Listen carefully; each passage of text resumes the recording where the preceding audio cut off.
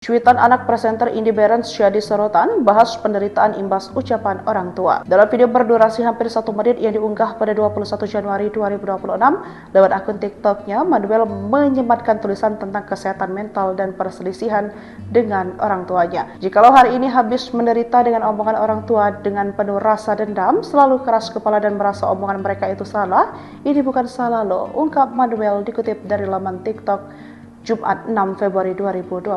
Manuel kembali mengingatkan bahwa tidak setiap perkataan orang tua perlu dipercaya atau dijadikan pedoman hidup.